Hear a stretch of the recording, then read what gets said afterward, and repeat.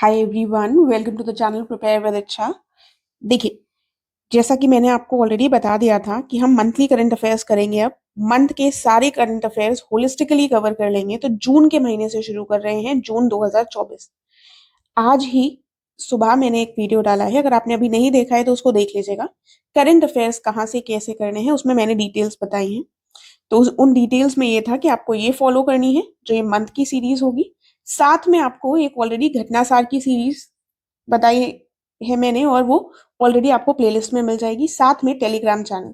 तो इनको ज्वाइन कर लीजिएगा, करंट अफेयर्स से आप फिर निश्चिंत हो सकते हैं। आइए, तो टाइम नहीं वेस्ट करते हैं, जल्दी से जून के करंट अफेयर्स देख लेते हैं। देखिए, डरना नहीं है, बहुत सारी इन्फॉर्मेशन लिखी हो सकती है, लेकिन भरोसा रखिएगा, अगर आप पहले मेरे करंट अफेयर्स देख चुके हैं तो आपको पता है कि लर्न हो जाता है। ठीक है, तो थोड़ा सा पेशेंटली और कामली देखने की कोशिश कीजिएगा। अभी हम सब जूम कर कर देखेंगे, इंडिया का मैप देखेंगे, वर्ल्ड मैप देखेंगे, फिर पॉइंट्स में काफी सारे चीजों को कवर कर लेंगे। ठीक है, तो जूम कर कर पढ़ते हैं। सबसे पहले अपने उत्तर प्रदेश से शुरू करेंगे। इंडिया का मैप से आप सभी लोग वाकिफ होंगे, कोई ऐसा नहीं होगा जिसको इंडिया का मैप ना पता हो। ठीक है, तो हमारा उत्तर प्रदेश आ गया ये। ठीक है, उत्तर प्रदेश से संबंधित जो जून महीने में इंपॉर्टेंट न्यूज है वो देख लेते हैं। सबसे पहले मुरादाबाद जो यूनिवर्सिटी है, इसका नाम बदलकर क्या कर दिया गया है, गुरु जाम्बेश्वर यूनिवर्सिटी। ठीक है, फैमिली आईडी एक परिवार एक पहचान उत्तर प्रदेश सरकार के द्वारा शुरू कर दिया गया है। इसके माध्यम से होगा क्या कि फैमिली आईडी अगर लोगों को मिलेगी तो जो भी सर्विसेज हैं, जो भी स्कीम्स हैं, उनकी पहुंच सुलभ हो सकेगी लोगों तक।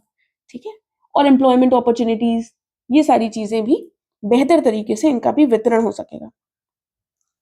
ठीक है, उसके बाद अगला पॉइंट है, हम सब रिवाइज करेंगे, अभी सब सुनते चलो।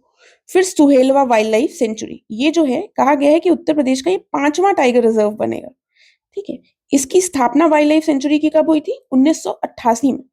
तो अब ये 5वां बनेगा, इसका मतलब 4 टाइगर रिजर्व उत्तर प्रदेश में ऑलरेडी हैं कि नहीं हुए ना। तो सबसे पहला कौन हुआ, दुधवा टाइगर रिजर्व लखीमपुर खीरी।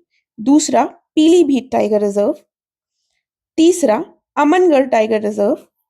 चौथा जो 2022 में ही बना है, Ranipur wild life sanctuary Chitrakoot में। ठीक है, तो कौन कौन से हैं जल्दी से बताइए, दुधवा, पीलीभीत, अमनगढ़, रानीपुर। ठीक है, 5वां सुहेलवा। अभी जो सुहेलवा वाइल्ड लाइफ सेंचुरी है, ये बेसिकली है कहाँ पर, ये पड़ती है हमारी बलरामपुर, श्रावस्ती और गोंडा। ठीक है, देखिए जो भी ये कंटेंट हम कर रहे हैं, इसकी पीडीएफ आपको टेलीग्राम चैनल पर मिल जाएगी। ठीक है, तो उसके लिए आपको टेंशन नहीं लेनी है। जो हिंदी मीडियम वाले बच्चे हैं, वो थोड़ा सा ध्यान देते हुए सुनते हुए चलें, तो चीजें हो जाएंगी। क्योंकि प्रीलिम्स में आपको टिक करना है, आपको लिखना नहीं है। ठीक है, उसके बाद आ जाता है अयोध्या। अयोध्या में क्या हुआ, टाटा सन्स ने कहा है कि मंदिर संग्रहालय का निर्माण करवाएंगे। तो टाटा सन्स जो है वही थोड़ा सा उदार टाइप का है, जो इस तरह के काम कर सकता है। तो उसमें हम गेस कर लेंगे कि मंदिर संग्रहालय कौन बनवाएगा, टाटा सन्स। उसके बाद दुनिया का पहला एशियाई किंग वल्चर सेंटर कहाँ बन रहा है, महाराजगंज में। और महाराजगंज में ये जो बन रहा है, ये दुनिया का पहला है। तो दुनिया का पहला एशियन किंग वल्चर सेंटर जो है वो महाराजगंज में है। इसका नाम क्या है, Jatayu conservation and breeding centre. देखिए, वल्चर्स के लिए एक बहुत ही घिसा पिटा क्वेश्चन हम यूपी पीसीएस में कई बार देखते हैं कि इनको बहुत नुकसान हो रहा है, किससे, डाइक्लोफिनैक से। ठीक है, ये क्वेश्चन कई बार पूछा गया है। ठीक है, डाइक्लोफिनैक की वजह से इनको काफी नुकसान हुआ है और इनकी संख्या कम हो गई है। ठीक है, तो एशियन किंग वल्चर जो है, इसको इससे काफी ज्यादा, जो ड्रग है डाइक्लोफिनैक, इससे इनकी संख्या प्रभावित हुई है, जिसकी वजह से ये कंजर्वेशन सेंटर अपने आप में इंपॉर्टेंट हो जाता है, जो एशियन किंग वल्चर को कंजर्व करेगा। नाम क्या है, Jatayu conservation and breeding centre. ठीक है, और महाराजगंज में, तो ये जटायु महाराज के लिए बना है, जटायु महाराज के लिए बना है, जटायु महाराज के लिए बना है, तो याद रहेगा महाराजगंज में जटायु कंजर्वेशन सेंटर। ठीक है, उसके बाद उत्तर प्रदेश क्या है, हटा देते हैं सब, थोड़ा साफ कर देते हैं। फिर देखो, उत्तर प्रदेश लीड कर रहा है इंडिया में कंप्रेस्ड बायोगैस प्रोडक्शन में। कंप्रेस्ड बायोगैस प्रोडक्शन में सबसे ज्यादा टॉप पर कौन है, उत्तर प्रदेश हमारा। फिर एक बात की गई है बायोप्लास्टिक पार्क की। ये जो बायोप्लास्टिक पार्क है, ये उत्तर प्रदेश के लखीमपुर खीरी में बनेगा। और लखीमपुर खीरी में भी कुंभी गांव पड़ता है, वहां पर इसका निर्माण किया जाएगा। तो बायोप्लास्टिक पार्क जो है, तो लखीमपुर लखीमपुर में प्लास्टिक पार्क बनेगा, ठीक है। उसके बाद एएमयू, अलीगढ़ मुस्लिम यूनिवर्सिटी में पहली महिला वाइस चांसलर कौन नियुक्त हुई है? नाइमा खातून, ठीक है। एक बार हम यूपी के बहुत सारे करंट अफेयर्स थे, इनको जल्दी से रिवाइज कर लेते हैं। मुरादाबाद यूनिवर्सिटी का नाम क्या हो गया है? गुरु Jambheshwar university. Family ID Uttar Pradesh ने भी शुरू कर दी है, एक परिवार एक पहचान। सुहेलवा वाइल्ड लाइफ सेंचुरी क्या बनेगी? पांचवी, क्या बनेगा? पांचवा टाइगर रिजर्व बनेगा। और वैसे ये वाइल्ड लाइफ सेंचुरी स्थापित कब हुई थी? 1988 में। इसके अलावा चार कौन कौन सी वाइल्ड लाइफ टाइगर रिजर्व हैं? दुधवा, पीलीभीत, अमनगढ़, रानीपुर, ठीक है। अयोध्या में थोड़ा सा उदार काम कौन कर सकता है? टाटा सन्स ही कर सकते हैं, रतन टाटा का नाम जिससे जुड़ा हो। उसके बाद जटायु महाराज, जटायु महाराज के लिए एक जटायु कंजर्वेशन ब्रीडिंग सेंटर बना महाराजगंज में। उसके बाद कंप्रेस्ड बायोगैस प्रोडक्शन में टॉप पर कौन है? Bharat. Bioplastic park Lakhimpur Kheri, bioplastic Lakhimpur Kheri, ठीक है। उसका भी कुंभीगांव, 2-3 बार अगर बोल लोगे तो वहां पर एग्जाम में टिक हो जाएगा आंसर, और प्रीलिम्स में हमको वहां पर टिक ही करना है। पहली महिला वाइस चांसलर अलीगढ़ मुस्लिम यूनिवर्सिटी की कौन है? नाइमा खातून। ये हमने उत्तर प्रदेश के करंट अफेयर्स देखे। अब हम थोड़ा सा नीचे आएंगे। कुछ कुछ आपको पॉइंट्स रेपिटेटिव मिलेंगे क्योंकि ऑब्वियसली हम जनवरी से जून तक कर चुके हैं घटनासार, ठीक है। तो उसमें भी पॉइंट्स हमने कवर किए हैं जून के।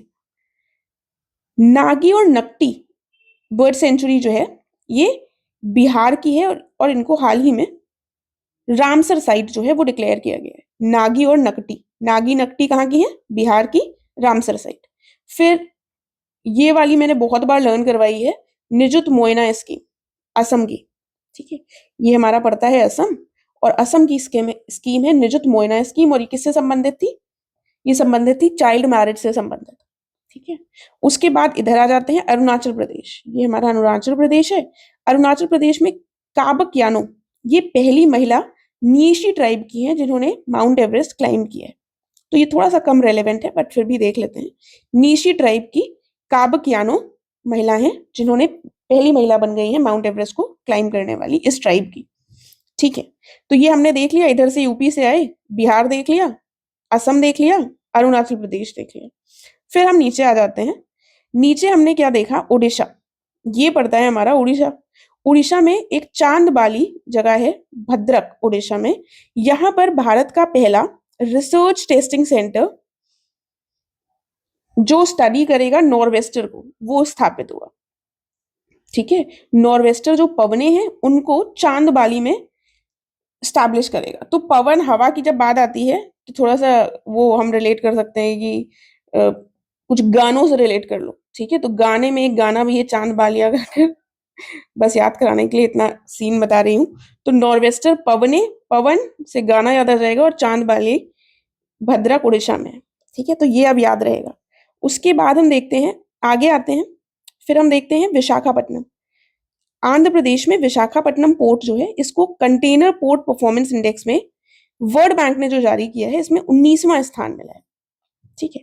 तो कंटेनर पोर्ट परफॉर्मेंस इंडेक्स को भी हम ऑलरेडी देख चुके हैं, और इसको 19वां स्थान मिला है, ये याद रखना। फिर कुछ आईआईटीज की इंफॉर्मेशन है, आईआईटीज ने क्या क्या किया है। सबसे पहले मद्रास वाला आईआईटी देख लेते हैं। आईआईटी मद्रास जो हमारा तमिलनाडु में पड़ेगा, इसका एक स्टार्टअप है अग्निकुल कॉस्मोस। इसने क्या किया है? दुनिया का पहला 3D printed semi cryogenic engine rocket बनाया है, जिसका नाम क्या है? अग्निबाण।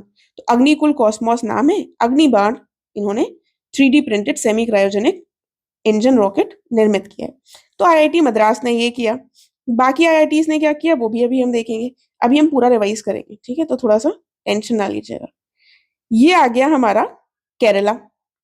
केरला में एक जगह है कोझिकोड।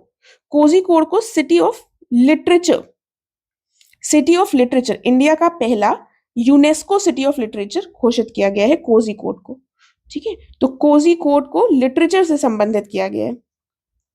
लिटरेचर से संबंधित किसको किया गया है यूनेस्को की सिटी ऑफ लिटरेचर? कोझिकोड।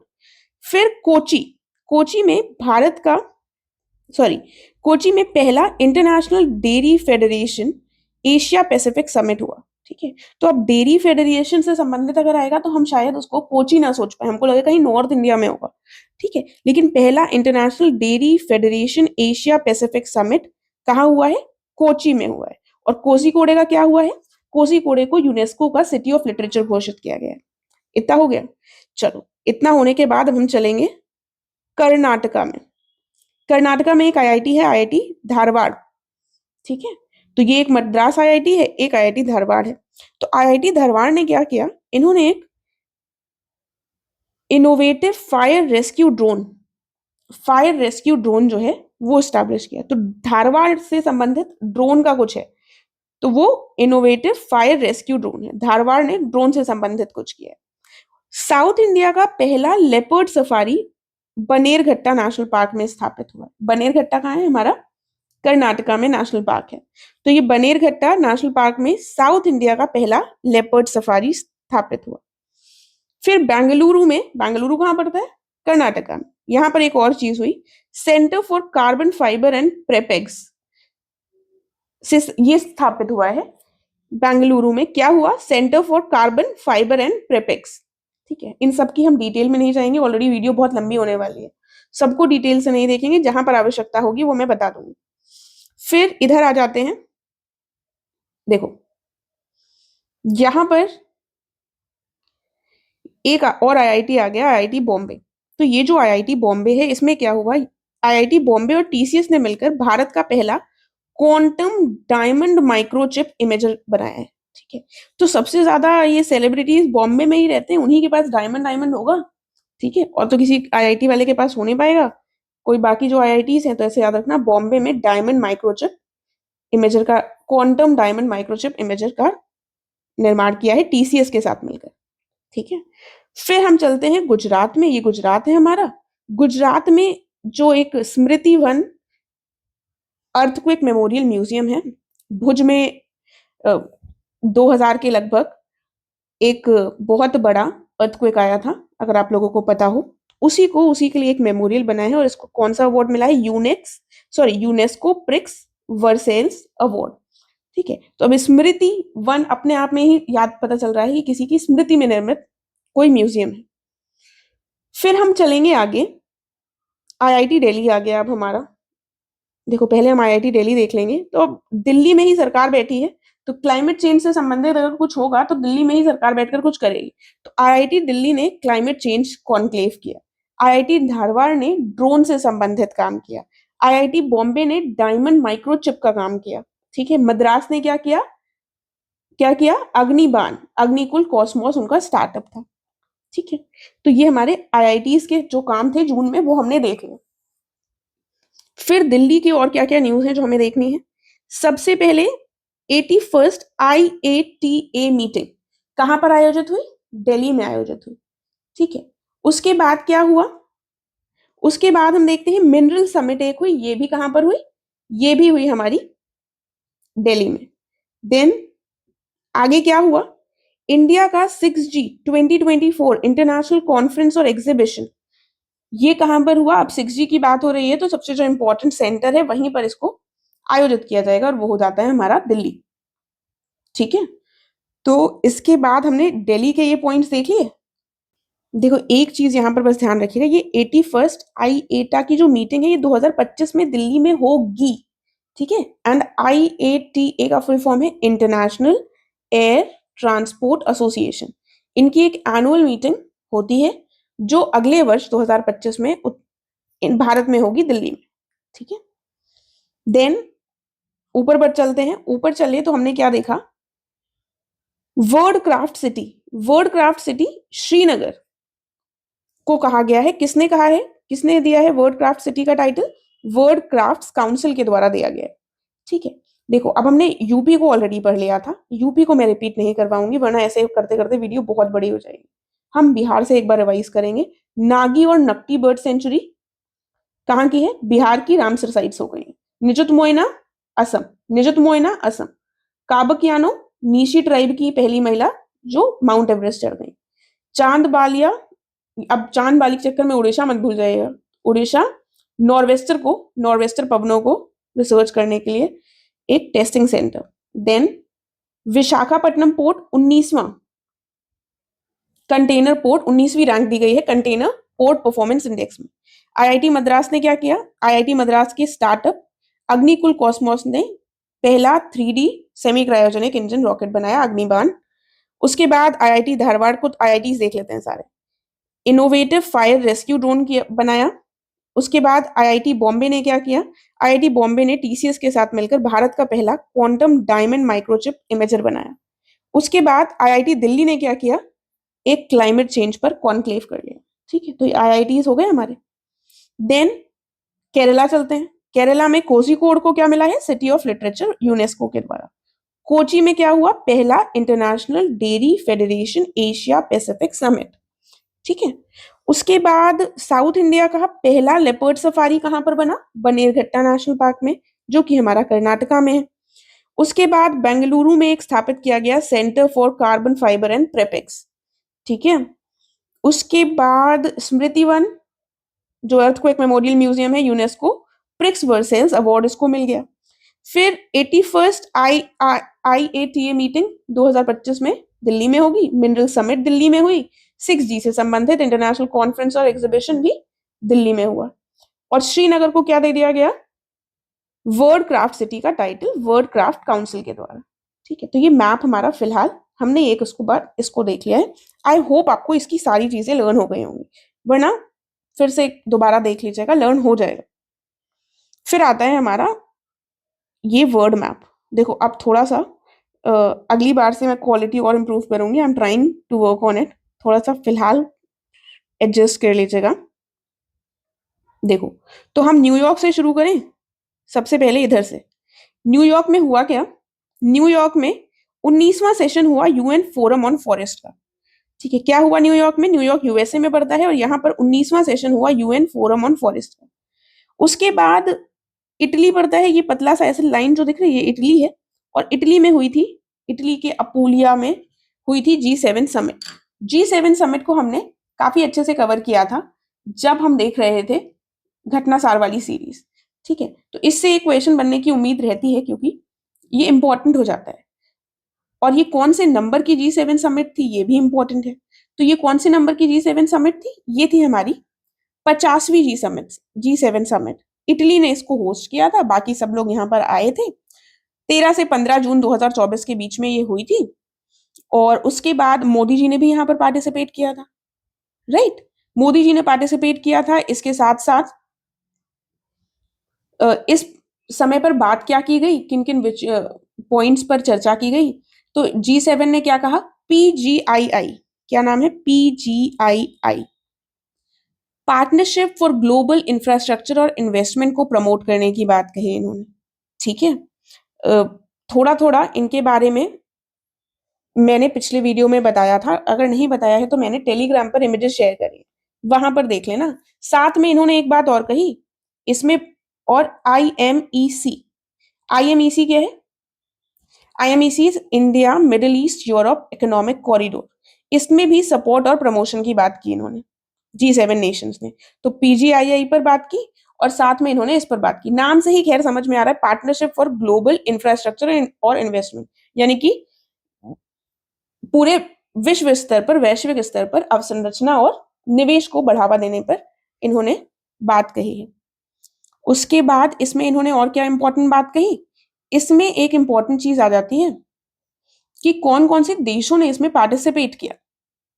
ठीक है, तो कौन कौन से G7 में जो मेंबर्स हैं वो तो पार्टिसिपेट करेंगे ही, साथ में और किसने किया, साथ में G7 के मेंबर्स एक बार बता दूं जल्दी से, उसके बाद साथ वाले बताती हूँ। तो G7 में मेंबर्स कौन है, मैप में ही देख लेते हैं। ये हमारा यूएस है, ये कनाडा है, ये दो लोग हो गए। उसके बाद ये हमारा फ्रांस है, ठीक है, ये हो गया ब्रिटेन यानी कि यूके, ये इटली, इटली ने तो होस्ट ही किया था, और बगल में हो गया हमारा पड़ोसी यहाँ पर जर्मनी। तो यूरोप के ही 4 देशों को ले लिया इन्होंने। ठीक है, उसके बाद 4 2 6 और एक बचा 7वां यहाँ पर जापान। ठीक है, तो एशिया का एकमात्र इधर पड़ेगा जापान। ये हो गए। इसमें इन लोगों के साथ साथ जो यूरोपियन यूनियन है, IMF है, वर्ल्ड बैंक है, ये लोग भी पार्टिसिपेट करते हैं। 1973 में जब ऑयल क्राइसिस आया था, उस समय पर G7 का ओरिजिनेशन देखते हैं और 1975 में इसकी पहली मीटिंग होती है। ठीक है, तब जब ये निर्मित हुआ था 1975 में, तब कनाडा नहीं था, तब ये क्या था, तब ये था G6। ठीक है, तो 1976 में अगले ही वर्ष कनाडा ने कहा नहीं तुम यूएस तुम हो तो हमको भी ले लो, तो फिर कनाडा को ले लिया गया, तो 1976 में हो गया G7। फिर हम देखते हैं 1997 आता है। 1997 देखो थोड़ा सा किचपिच होगा, लेकिन अगर सुनोगे तो समझ आ जाएगी कहानी। 1997 में रशिया ने कहा हमको भी ज्वाइन करवाओ, तो ये हो गया G8। तो ये रशिया जो यहाँ बैठा है G8 कर लिया। फिर रशिया को एकदम से याद आया 2014 में कि हम तो क्रीमिया का एनेक्सेशन करेंगे। क्रीमिया कहाँ है, यूक्रेन का हिस्सा। तो जब ये कर दिया तो फिर वेस्टर्न कंट्रीज ने कहा ऐसे कैसे, तुमने एनेक्सेशन कर दिया और हम तुमको G8 में कैसे रख सकते हैं।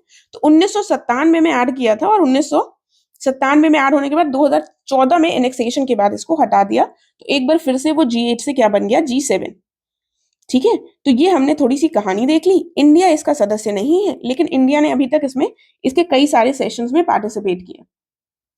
2019 में किया था इंडिया ने पार्टिसिपेट, देन 2021 में किया था, उसके बाद 2022 में किया था, और अभी इस बार भी मोदी जी के द्वारा पार्टिसिपेट किया गया था।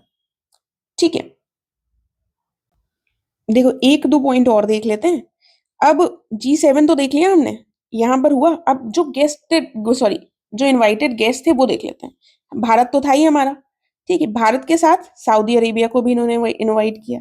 इसके बाद यहाँ पर पड़ता है जॉर्डन, जॉर्डन को भी इन्होंने इनवाइट किया। फिर इन्होंने ब्राजील को भी इनवाइट किया। ठीक है, हर कॉन्टिनेंट से कुछ ना कुछ किसी ना किसी को इनको बुलाना है। ठीक है, फिर यहाँ पर पड़ता है टर्की ऊपर।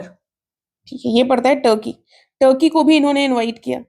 और सऊदी अरेबिया को किया, तो मैंने पहले बताया था कि जहां सऊदी अरेबिया जाएगा वहां पर यूएई भी उछल उछल कर ज्यादा जरूर। तो ऐसा होता नहीं है, जनरली बता रही हूँ याद करने के लिए। तो यूएई और सऊदी अरेबिया दोनों गए थे। फिर आ जाता है हमारा इधर केनिया।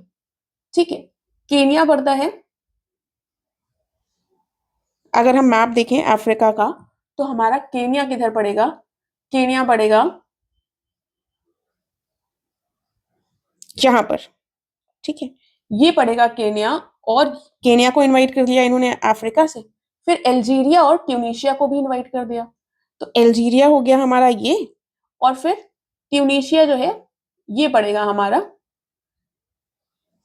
ये छुटंकू सा जो है वो ट्यूनीशिया है। ठीक है, फिर मॉरिशियाना को भी इन्होंने इनवाइट कर दिया, मॉरिशियाना यहाँ पर है। ठीक है, ये हो गया। ठीक है, फिर यहाँ पर हमारा छोटा सा पड़ता है एक वेटिकन सिटी, इसको इनवाइट किया। तो देख रहे हो कौन कौन से देशों को कहाँ से इनवाइट किया। ऐसे अगर लर्न करोगे तो लर्न करते रह जाओगे। एक बार ऐसा क्वेश्चन पूछा गया किसको इनवाइट किया, वैसे तो उसको गेस से करा जा सकता है, बट स्टिल थोड़ा सा अंडरस्टैंडिंग के लिए बता दिया कि अब जैसे ऑस्ट्रेलिया न्यूजीलैंड इन लोगों को नहीं बुलाया गया, हमें लगता है ये लोग तो जरूर रहेंगे। ठीक है, जापान, जापान तो खैर उसका सदस्य हो गया G7, लेकिन ऑस्ट्रेलिया न्यूजीलैंड और इधर का कोई देश ऐसे इनको नहीं इन्वाइट किया गया। तो मोटा मोटा एक आइडिया लगना इज इम्पोर्टेंट, सब कुछ रटना नहीं है। ठीक है, उसके बाद हम क्या देख लेते हैं, ये देख लिया। चलो यूरोप ही चलते हैं, G7 देख ली। फिर यूरोप में क्या हुआ, यूरोप में ये पड़ता है हमारा इधर जेनेवा। तो ये जो जेनेवा पड़ता है, कहाँ पड़ता है जेनेवा, जेनेवा पड़ता है स्विट्जरलैंड में। स्विट्जरलैंड के जेनेवा में 77वां वर्ल्ड हेल्थ कॉन्फ्रेंस हुआ, बस इतना सा। ठीक है, उसके बाद ये दो हमारे यूरोप की न्यूज हो गई। यहां पर आता है प्रोरेव और ब्रेक थ्रू प्रोजेक्ट। ठीक है, ये रशिया का प्रोजेक्ट है, ब्रेक थ्रू प्रोजेक्ट। और यहां पर हुआ क्या, यहां पर न्यूक्लियर जो कॉपरेशन है वो बढ़ाने की बात की गई। ठीक है, रशिया ने कहा कि अपना न्यूक्लियर कॉपरेशन जो है वो हम भारत के साथ बढ़ाएंगे। ठीक है, और प्रोजेक्ट प्रोरेव के तहत क्या करेगा कि एक नया टेक्नोलॉजिकल प्लेटफॉर्म प्रोवाइड करेगा, जिसके माध्यम से दोनों देशों के बीच में क्या हो सकेगी, टेक्नोलॉजी ट्रांसफर और न्यूक्लियर कॉपरेशन बढ़ सकेगा। ये बेसिकली इसको क्या बोलेंगे, प्रोरीव और ब्रेक थ्रू प्रोजेक्ट एक साइट है, टॉम्स्क रीजन है, टॉम्स्क रीजन है रशिया में। तो ये प्रोजेक्ट न्यूज में था, मोदी जी विजिट पर भी गए थे, तो हमें थोड़ा सा प्रोजेक्ट के बारे में पता होना चाहिए, बस इससे ज्यादा कुछ नहीं। देन फिर हम देख लेते हैं इधर, हम आ जाएंगे अब रशिया के बाद एशिया में। ये जापान, ये पड़ता है हमारा जापान। जापान की जो एजेंसी है जाक्सा, इसने ईएसए यूरोपियन स्पेस एजेंसी के साथ मिलकर क्या किया, अर्थ केयर मिशन किया। अब देखो यहाँ पर इसरो का कोई इन्वॉल्वमेंट नहीं है, ठीक है, और ये दोनों इतनी इंपॉर्टेंट नहीं है। अगर कोई इंपॉर्टेंट होता है तो इसरो और फिर नासा, बट स्टिल जापान हम देख रहे हैं तो जाक्सा ने दो चीजें करी हैं। एक, यूरोपियन स्पेस एजेंसी के साथ मिलकर अर्थ केयर मिशन स्टार्ट किया, ठीक है। तो अर्थ केयर मिशन की हमें डिटेल में नहीं देखना है, हमको बस पता होना चाहिए किसका मिशन है ये। फिर जाक्सा और नासा ने मिलकर दुनिया का पहला वर्ल्ड सैटेलाइट बनाया है लकड़ी से, जिसका क्या नाम है, लिग्नोसैट। क्या नाम है, लिग्नोसैट, सैट से सैटेलाइट। तो लकड़ी का जो सैटेलाइट बनाया है ये नासा ने जैक्सा के साथ मिलकर बनाया। तो जैक्सा ने एक यूरोपियन स्पेस एजेंसी के साथ काम किया है, एक नासा के साथ किया है। ये हो गया। फिर आता है हमारा यहाँ पर थाईलैंड। ये पड़ता है थाईलैंड, और थाईलैंड ने एक अनोखा काम क्या किया, इन्होंने लीगलाइज कर दिया सेम सेक्स मैरिज को, और ऐसा करने वाला ये साउथ ईस्ट एशिया का पहला देश बन गया, ठीक है। उसके बाद क्या हुआ, नीचे आ जाते हैं, यहाँ पर पड़ता है हमारा बाली, इंडोनेशिया। इंडोनेशिया में यहाँ पर 10वां वर्ल्ड वाटर फोरम हुआ, ठीक है। बाली इंडोनेशिया में 10वां वर्ल्ड वाटर फोरम हुआ, और यहाँ पर थीम इसकी क्या थी, water for shared prosperity, water for shared prosperity. Then एक चीज हम और देख लेते हैं, एक कोलंबो प्रोसेस, बहुत न्यूज में सुना होगा कोलंबो प्रोसेस, जिसको हमने शायद पहले भी किया हुआ है, फिर से यहाँ पर देख लेते हैं। कोलंबो प्रोसेस को चेयर कौन कर रहा है, कोलंबो प्रोसेस को चेयर कर रहा है भारत, ठीक है। तो ये हमारे लिए न्यूज में रहा है और रेलेवेंट हो गया है। कोलंबो प्रोसेस बेसिकली है क्या, इसमें 12 एशियन मेंबर्स हैं, यानी कि ये कुछ एशियन कंट्रीज का ही कुछ है, ठीक है। और ये बना था कोलंबो प्रोसेस 2003 में, ठीक है। भारत इसकी चेयरमैनशिप भारत के पास कब तक है, 2024 से 26 के पीरियड में। 12 एशियन मेंबर स्टेट्स इसके सदस्य हैं। इसका बेसिकली उद्देश्य क्या है बनने का, कि ये बेस्ट प्रैक्टिसेस आपस में शेयर कर सकें। जो ओवरसीज एम्प्लॉयमेंट होते हैं साउथ एशिया में और साउथ ईस्ट एशिया के जो देश हैं, इसमें जो माइग्रेंट वर्कर्स हैं आपस में इधर उधर करते रहते हैं, उनसे संबंधित कुछ बेस्ट प्रैक्टिसेस से रिलेटेड चीजों को प्रमोट करना, ठीक है, कि किसी का कोई भी माइग्रेंट वर्कर जा रहा है तो उसका नुकसान नहीं होना चाहिए। अगर हम देखें इसके फाउंडिंग स्टेट्स कौन थे, कि जब ये 2003 में बना तब कौन कौन इसका सदस्य था, ठीक है। तो ये देख लेते हैं, इसको एक बार पहले जूम करते हैं फिर देखेंगे। ये हम इधर वाले क्षेत्र में आ गए। अब हम कोलंबो प्रोसेस देख रहे हैं, जिसको वर्तमान में चेयर भारत कर रहा है। तो जब ये निर्मित हुआ था उस समय पर इसके फाउंडिंग स्टेट्स कौन थे, ये हमारा पड़ोसी बांग्लादेश, ये अफगानिस्तान, ठीक है। उसके बाद इधर पड़ता है हमारा कंबोडिया, ठीक है, ये हो गया हमारा कंबोडिया। उसके बाद कौन सा हुआ, चाइना, इंडिया, इंडोनेशिया, ठीक है, फिर नेपाल, ठीक है, Pakistan, then Philippines, then Sri Lanka, Thailand, और फिर यहाँ पर वियतनाम, ठीक है। तो एक बार थोड़ा सा मैप से देखोगे तो थोड़ी सी अंडरस्टैंडिंग बढ़ेगी। देन इसके जो भी डिसीजंस होते हैं वो मेजॉरिटी बेसिस पे लिए जाते हैं, ऑब्वियसली कोई भी चीज बाइंडिंग नहीं होती है, ठीक है। तो ये हमने थोड़ा सा देख लिया, इससे ज्यादा हमें प्रीलिम्स के लिए नहीं देखना है। उसके बाद क्या देखते हैं हम, चलो इधर एक बचा हमारा अफ्रीका की न्यूज, और इधर वाली ये देख लेते हैं। पहले यूएई को अभी हमने देखा था कि G7 में इनवाइट किया गया था। तो यूएई में दुबई में एक चीज क्या हुई, fine arts exhibition and competition, आरतारा, आरतारा 24 ये जो आयोजित किया गया, ये कहाँ पर किया गया, आर्ट से संबंधित एग्जीबिशन है, ये दुबई में किया गया, ठीक है। फिर जाम्बिया में काजा समिट हुई। काजा क्या है, काजा इज कबांगो जाम्बेजी, एक यहाँ पर ट्रांस फ्रंटियर कंजर्वेशन एरिया से संबंधित एक यहाँ पर समिट हुई। बस इससे ज्यादा हमें कुछ डिटेल में नहीं देखना है, राइट। जल्दी से एक बार अब इसको रिवाइज कर लेते हैं। बहुत सारी चीजें हमने यहाँ पर देख ली हैं। न्यूयॉर्क से शुरू करते हैं। न्यूयॉर्क में क्या हुआ, न्यूयॉर्क में हुआ 19वां session UN forum on forest का। G7 अपूलिया इटली में हुई, ठीक है। उसके बाद जेनेवा में क्या क्या हुआ था, 77वां वर्ल्ड हेल्थ कॉन्फ्रेंस।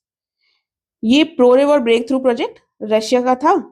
जापान में क्या हुआ, जापान की जाक्सा ने दो चीजें क्या करी। एक तो इसने ईएसए, यूरोपियन स्पेस एजेंसी के साथ, ईएसए के साथ अर्थ केयर मिशन शुरू किया, और नासा के साथ पहला लकड़ी का सैटेलाइट निर्मित किया, लिग्नो सैट। क्या नाम है, लिग्नो सैट, तो ये याद रखना, जापान के 2 चीजें। थाईलैंड ने क्या किया, लीगलाइज कर the same sex marriage, south east Asia में ऐसा करने वाला पहला देश बन गया। बाली इंडोनेशिया में क्या हुआ, बाल बाल को पानी से धुलते हैं, बाल पानी, वाटर फोरम हुआ, 10वां वर्ल्ड वाटर फोरम, थीम थी water for shared prosperity. Colombo process 2024 से 26 तक चेयर कौन कर रहा है, भारत। उसके बाद जाम्बिया में क्या हुआ, पहली काजा समिट हुई। यूएई दुबई में fine arts exhibition and competition अरतारा आयोजित किया गया। एक यहाँ पर ये लिखा हुआ है स्टार मार्क्ड है, ये है हमारा श्रीलंका।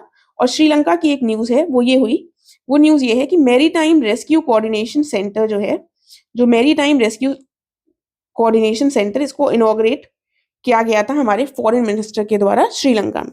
तो ये अगर पॉइंट आ जाए तो हमें याद रखना है। हमने ये 2 चीजें मैप से देख ली, आई होप इतना आप लोगों को लर्न हो गया होगा। एंड अब देखते हैं हम बाकी पॉइंट्स। देखो कुछ चीजें हम ऑलरेडी देख चुके हैं, तो वो रेड से यहाँ पर मार्क है, उन पॉइंट्स को हम स्किप करते हुए चलेंगे।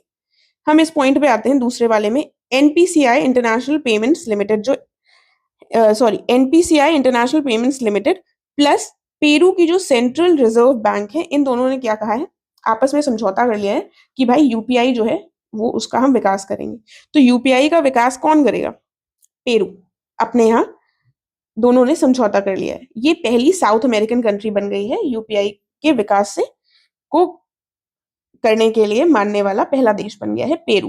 पेरू हमारे पाले में आ गया है और यूपीआई करे, ठीक है। नवरत्न स्टेटस जो है, ये नवरत्न स्टेटस 2 कंपनीज को मिला, एक हुडको और एक आयरेना। हुडको क्या है, housing and urban development corporation limited, दूसरा क्या है, Indian renewable energy development agency. तो ये 2 जो कंपनीज हैं, इनको नवरत्न का स्टेटस मिल गया है, हुडको एंड आयरेना। कौन सी, हुडको और आयरेना। देन आगे देखते हैं London city of freedom prize. देखो जिस प्राइस में ज्यादा डिटेल की जरूरत होगी वहां पर बता दूंगी। बहुत सारे प्राइजेस, बहुत सारी छोटी छोटी चीजें हैं जिसको हमें डिटेल में नहीं देखना है, वरना ये करंट अफेयर्स नेवर एंडिंग हो जाएंगे, ठीक है। तो इतना देखेंगे जितना हम याद रख सकें, ठीक है। आई नो ये भी बहुत ज्यादा होगा, लेकिन याद इसको इतना तो रखना ही पड़ेगा। तो London city of freedom prize, तो लंदन सिटी में फ्रीडम कोई हीरोइन ही होंगी जिनको मिल सकती है, तो वो है शबाना आजमी, ठीक है। 2024 का कैम्ब्रिज डेडिकेटेड टीचर अवार्ड। तो टीचर, डेडिकेटेड टीचर वही है जो हमको जीने भी दे, ऐसा ना हो कि हमको इतना पढ़ा दे कि हम जी ना पाए। तो जीना जस्टिस को, केरला की हैं, इनको मिला dedicated teacher award. Then Nelson Mandela prize आता है। ये जो नेल्सन मंडेला प्राइज है 2024 का मिला है निमहंस को, ये बेंगलुरु में इंस्टीट्यूट है, और प्रोफेसर बोंतले को। ये जो प्रोफेसर बोंतले हैं ये कहाँ के हैं, बोत्सवाना के। तो बोंतले बोत्सवाना के हैं, हो जाएगा। और जब ये 77वां वर्ल्ड हेल्थ असेंबली हुई थी जेनेवा में, हमने अभी ऊपर देखा, तभी ये प्राइज दिए गए थे, ठीक है। एक यहाँ पर ध्यान रखना, एक है Nelson Mandela life time achievement award. तो ये जो लाइफ टाइम अचीवमेंट अवार्ड है ये दिया गया है विनोद गणात्रा को, ठीक है। तो life time achievement, Nelson Mandela life time achievement दिया गया है, तो ये गणात्रा को दिया गया है, विनोद गणात्रा, ठीक है। तो ये ऐसे कुछ लर्न कर लो, गणात्रा ना बोलकर गणात्रा बोलो, कि ये गिन रहे थे अपनी लाइफ टाइम के सारे अचीवमेंट्स, तो इनको गिनते गिनते गणात्रा को अवार्ड मिल गया नेल्सन मंडेला का, ठीक है। कुछ ऐसा फर्जी की चीजें जब सोचोगे तब वहां पर टिक कर पाओगे। अगला क्या है, अगला है EY world entrepreneur of the year award 2024। ये वेलायन सुबैया को मिला है। जब हमने इसको उसमें किया था घटनासार में, तो मैंने बताया था कि सुबह सुबह उठते ही इनको एंटरप्रेन्योर ऑफ द ईयर का अवार्ड मिल गया, तो इसको वैसे ही याद रखना, सुबैया को सुबह सुबह मिल गया। रिस्क कौन लेता है सबसे ज्यादा, आरबीआई लेती है, इसको तो बताने की जरूरत नहीं है। Best risk manager award RBI को दिया गया है। देन उसके बाद क्या है, उसके बाद है इंटरनेशनल बुद्धा पीस प्राइज। देखो बुद्धा पीस प्राइज ये म्यांमार की एम्बेसी के द्वारा दिया गया है। बुद्धा पीस प्राइज किसको मिला है, रश्मि सालूजा को। सालूजा, साहूजा नहीं है, LU है।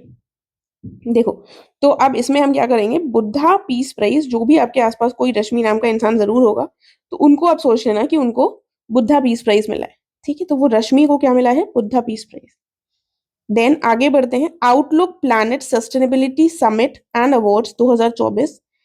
इसमें सस्टेनेबिलिटी चैंपियन का अवार्ड किसको मिला है? एडिटर्स चॉइस अवार्ड के तहत मिला है REC लिमिटेड को। ठीक है, अब मतलब ये पॉइंट उतना रेलेवेंट नहीं है, लेकिन कोई बात नहीं, हम यहाँ पर इसको देख लेते हैं। REC लिमिटेड को कौन सा प्राइज मिला है? Sustainability champion editors choice award मिला है। ये है रूरल इलेक्ट्रिफिकेशन कॉर्पोरेशन। ठीक है, REC क्या है? रूरल इलेक्ट्रिफिकेशन कॉर्पोरेशन को ये अवार्ड मिला है। उसके बाद एक आ जाता है first professor Naval Kishore award. ठीक है, first professor Naval Kishore award Naval Kishore Nivedita प्रसाद को मिला है। नवल निवेदिता को मिला है, ये BHU की है। ऊपर हमने AMU से रिलेटेड एक न्यूज देखी थी, वो क्या थी कि वहां की पहली महिला VC कौन बनी है? नाइमा खातून। ठीक है, देन ये वाला हम देख चुके हैं। उसके बाद न्यूयॉर्क फिल्म फेस्टिवल हुआ एक। ये जो न्यूयॉर्क फिल्म फेस्टिवल हुआ, इसमें बेस्ट एक्ट्रेस का अवार्ड किसको मिला? सानिया मल्होत्रा को। ठीक है, अभी ऊपर हमने एक और हीरोइन को देखा था, शबाना आजमी। वो क्या था? वो क्या था? लंदन फ्रीडम ऑफ, यहां पर हमने देखा लंदन सिटी फ्रीडम प्राइज। ठीक है, London city freedom prize Shabana Azmi का है, और ये सानिया मल्होत्रा का प्राइज क्या है? सानिया मल्होत्रा का प्राइज हो जाएगा हमारा न्यूयॉर्क फिल्म फेस्टिवल में बेस्ट एक्ट्रेस का। ठीक है, then UN military gender advocate of the year award 2023 को किसको दिया गया? मेजर राधिका सेन को दिया गया। ठीक है, मेजर राधिका सेन को UN military gender advocate of the year award दिया गया। उसके बाद best conduct of business regulator. देखो सेबी बहुत ज्यादा चर्चा में चल रही थी कि इसकी जो चेयरमैन थी उनका कुछ जो हिंडनबर्ग ने अपनी रिपोर्ट जारी की थी उससे संबंधित काफी सारा बवाल था। अगर आपने उसको फॉलो किया हो तो कुल मिलाकर बिजनेस में कंडक्ट तो उसका ठीक नहीं था, लेकिन तभी हम याद रखेंगे best conduct of business regulator award किसको मिल गया? सेबी। ठीक है, देन एक अवार्ड आता है हमारा champion prize of UN world summit on information society, WSIS world summit on information society 2024 का प्राइज किसको मिला है? C. को मिला है। ठीक है, उसके बाद आ जाते हैं कांस फिल्म फेस्टिवल अवार्ड्स 2024 के, ये देख लेते हैं। देखो, कांस फिल्म फेस्टिवल में एक पाम डी ओर अवार्ड दिया जाता है बेस्ट फिल्म के लिए, तो ये मिला है अनोरा को, जो कि सीन बेकर इसके डायरेक्टर हैं। अनोरा मूवी को मिला है। बेस्ट डायरेक्टर का अवार्ड मिला है मिगेल गोम्स को। ठीक है, गोम्स को मिला है ग्रैंड टूर के लिए। एक्टर का अवार्ड किसको मिला है? एबिन सैंगेर को। एक्ट्रेस जो है वो ध्यान रखना अनुसुईया सेन गुप्ता को मिला है इनकी फिल्म शेमलेस के लिए। तो बेस्ट एक्ट्रेस कौन है? अनुसुईया सेन गुप्ता, शेमलेस। ठीक है, शेमलेस के लिए इनको ये अवार्ड मिला है। इसी में एक ग्रैंड प्रिक्स अवार्ड दिया जाता है, वो मिला है all we imagine is light, ये पायल कपाड़िया की है। ग्रैंड प्रिक्स अवार्ड इनको मिला है, पायल कपाड़िया की all we imagine as light को। एक्ट्रेस कौन सा मिला है? अनुसुईया सेन गुप्ता को, की शेमलेस को। और एक ये पाम डी ओर अवार्ड जो है बेस्ट फिल्म का, अनोरा। ये तीन सबसे इंपॉर्टेंट है, बाकी थोड़ा सा बस देख लेना। ठीक है, फिर आगे बढ़ते हैं, थोड़ा सा रिवाइज कर लेंगे। चलो रिवाइज कर लेते हैं ताकि आपको याद रहे। यहीं से रिवाइज करेंगे। ऊपर तो हमने देख लिया था, NPCI ने पेरू की सेंट्रल बैंक के साथ UPI का विकास करने की बात कर दी। नवरत्न हुडको और इरीना। London city freedom prize Shabana Azmi. Cambridge dedicated teacher कौन हुई? जो जीने दे रही है, केरला की जीना जस्टिस। नेल्सन मंडेला के दो प्राइजेस हैं, निमहंस और बोंतले, प्रोफेसर बोंतले बोत्सवाना के। नेल्सन मंडेला लाइफ टाइम गिन रहे थे गणात्रा को, विनोद गणात्रा। वर्ड एंटरप्रेन्योर सुबह सुबह सुबैया को मिल गया। रिस्क मैनेजर RBI को मिल गया। Then international Buddha peace prize, ये रश्मि सलूजा को मिला, और ये म्यांमार की एम्बेसी के द्वारा दिया जाता है। आउटलुक प्लैनेट सस्टेनेबिलिटी समिट और अवार्ड जो है sustainability champion editors choice award rural electrification corporation को दिया गया। नवल किशोर अवार्ड निवेदिता को दिया गया, BHU की। Then best actress New York film festival किसको मिला? Sanya Malhotra. UN military gender advocate of the year Radhika Sen, major Radhika Sen को मिला। बिजनेस रेगुलेटर जो अच्छे से नहीं कर रहा है, सेबी।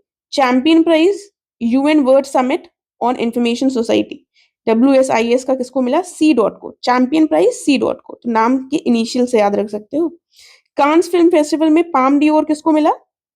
अनोरा को। Best actress? Anasuya, Shameless. Grand Prix All we Imagine, Payal Kapadia. ठीक है, ठीक है।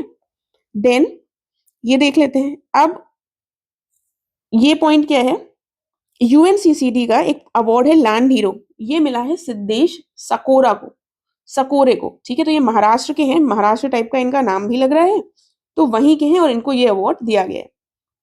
अब ये यूएनसीसीडी है क्या? यूएनसीसीडी हो गया हमारा United Nations convention to combat desertification. ठीक है, डेजर्टिफिकेशन को कॉम्बैट करने के लिए यूएनसीसीडी का ये प्राइज किसको मिला है? सिद्धेश सकोरे को। ठीक है, ये पॉइंट याद रखिएगा। देन एक चीज और हो जाती है हमारी इंपॉर्टेंट यहाँ पर, मिस यूएसए 2023 कौन बनी? सवाना गैंकीविक्स। ठीक है, तो यूएसए सवाना को मिली। अब यूएस सवाना, ये ग्रासलैंड्स मेजरली कहाँ पर पाए जाते हैं? ठीक है, तो सवाना जो ग्रासलैंड्स हैं ये अफ्रीका में पाए जाते हैं क्या? तो यूएसए अफ्रीका को ज्यादा भाव तो देता नहीं है, तो वहीं की जो थी वही मिस यूएसए बन गई। ठीक है, तो ऐसे कर कर ग्रासलैंड से थोड़ा सा फर्जी टाइप का रिलेट कर कर याद रख लेना। राइट, तो हमारा ये सवाना ग्रासलैंड जो है अफ्रीका में थोड़े से पाए जाते हैं और सवाना ही मिस यूएसए बन गई। फिर आता है MIFF, 18th Mumbai international film festival जो है, इनको ऑर्गेनाइज किसने किया? तो यही इंफॉर्मेशन और ब्रॉडकास्टिंग मिनिस्ट्री करेगी। इसकी ओपनिंग फिल्म क्या थी? बिली एंड मॉली। ठीक है, अब इतना लव स्टोरी है तो नाम याद रह जाएगा, इसलिए पढ़ लो, अदरवाइज ज्यादा लंबा नाम हमें देखने की जरूरत नहीं होती। इसमें गोल्डन कॉन्च अवार्ड जो दिया गया है, ये गोल्डन थ्रेड को दिया गया। Golden conch award golden thread को दिया गया। ये निष्ठा, इन्होंने बहुत ही निष्ठा से वो गोल्डन थ्रेड बनाया था, इसीलिए निष्ठा जैन की ये जो है गोल्डन थ्रेड है। ठीक है, देन इसमें एक प्रमोद पति अवार्ड दिया जाता है, ये जापान के लियान लोपिंटो को दिया गया। Special jury mention award Lovely Jackson को दिया गया। यहाँ पर अब जो सबसे इंपॉर्टेंट अवार्ड आ जाता है मिफ का, वो ये है जो हमने अलग से भी कर रखा है, 18वां V Shantaram lifetime achievement award. ये किसको दिया गया है? सुबैया नालामथु को। ठीक है, अभी हमने EY entrepreneur of the year award में देखा कि एक सुबैया को दिया गया। ठीक है, तो यहाँ पर भी सुबैया और सुबैया वाला नाम सेम सेम आ जाएगा। तो शांताराम, शांति सुबह सुबह चाहिए होती, तो यहाँ पर दोनों में सुबैया सुबैया है, तो अब ये दोनों ऑप्शंस एक ही क्वेश्चन में तो दे नहीं देंगे, बस हमको याद रखना है शांताराम लाइफ टाइम में शांति में सुबह आएगा, और ईवाई एंटरप्रेन्योर को सुबह सुबह उठते ही एंटरप्रेन्योर को अवार्ड दे दिया गया। ठीक है, तो इन ऊपर वालों के नाम देख लो, बाकी ये वाला इंपॉर्टेंट है, इसको देख लेना। अब ये प्राइम मिनिस्टर और प्रेसिडेंट्स, ये बड़े कंफ्यूजिंग होते हैं। ठीक है, तो इसको अभी मैं लर्न करवा देती हूँ आपको। सिंगापुर में नए प्राइम मिनिस्टर चुने गए हैं लॉरेंस वो। ठीक है, लॉरेंस बिश्नोई का नाम सुन रहे होगे, सलमान खान वाले। ठीक है, तो ये जो लॉरेंस बिश्नोई है, तो ये लॉरेंस सिर्फ गाना गा रहे हैं कि हम इनको मार देंगे, इनको मार देंगे। ठीक है, तो लॉरेंस सिंग कर रहे हैं, लॉरेंस सिंग सिंगापुर। ठीक है, लॉरेंस से हमको सिंगापुर याद रहेगा। चाड में अल्लाह माया हलीना। ठीक है, तो चाड में क्या हो गया? अल्लाह, अल्लाह को चाड में याद किया जा रहा है। ठीक है, अल्लाह माया हलीना करके इतना मत पढ़ो, चाड में अल्लाह माया की या फिर अल्लाह की याद की जा रही है, ऐसे ध्यान रखो। आइसलैंड में जहां पर आइस होगी तो वहां पर क्या हल्ला होगा क्या? वहां पर तो कोई भी हल्ला नहीं मचाएगा, एकदम शांति से बैठ जाएंगे, ठंड लगेगी सबको। तो आइसलैंड में प्रेसिडेंट कौन बने हैं? हल्ला। ठीक है, वहां पर हल्ला नहीं हो रहा है तो प्रेसिडेंट को ही हल्ला नाम दे दिया गया। उसके बाद अगला क्या है? मेक्सिको में मैंने ऑलरेडी बताया था, पहली महिला बनी है क्लाउडिया शेनबॉर्न, और ये मेक्सिको में पहली महिला बनी है, इसलिए वो एकदम 7वें आसमान में पहुंच गई हैं, 7th क्लाउड में। ठीक है, फिर आती है डीआरसी, डीआरसी कॉन्गो जो है, इसमें भी पहली महिला प्राइम मिनिस्टर बनी है, इनका नाम क्या है? जूडिथ सुमिनवा। ठीक है, तो डीआरसी कॉन्गो में ये से इनको जोड़ा गया है। ठीक है, डीआरसी बहुत डिफिकल्ट सा नाम है। ठीक है, ऐसे याद रखो कि डीआरसी को सब जोड़ा गया है जूडिथ के द्वारा। राइट, आई होप इससे लर्न हो जाएगा, और at the end of the day learn करने हैं करंट अफेयर्स। ठीक है, एक बार रिवाइज कर लेते हैं। सिंग, लॉरेंस इज जस्ट सिंगिंग, इनको मार देंगे, उनको मार देंगे। चाड में अल्लाह, आइसलैंड में हल्ला, मेक्सिको में क्लाउड 9, डीआरसी से जोड़ दिया है जूडिथ को।